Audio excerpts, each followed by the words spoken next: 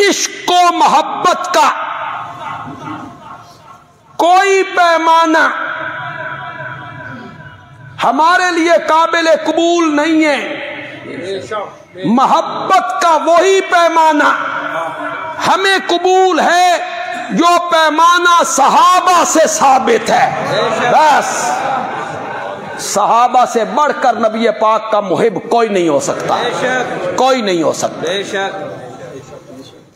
हमारी मोहब्बत क्या है? गुलामी रसूल में मौत भी कबूल है, गुलामी रसूल में मौत भी कबूल है, गुलामी रसूल में पूरा तोलना कबूल नहीं,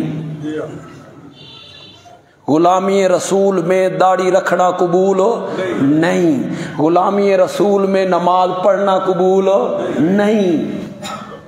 ये खोखले नारे हैं।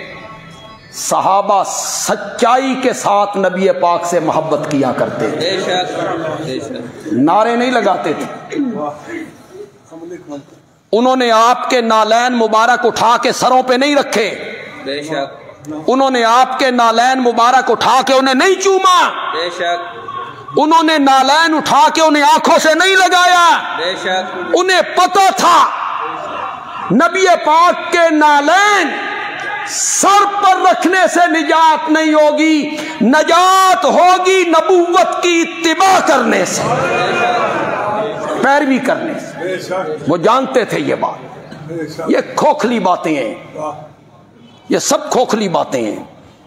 इनमें अमली तौर पर इसकी कोई हैसियत नहीं है। सहाबा में यार है।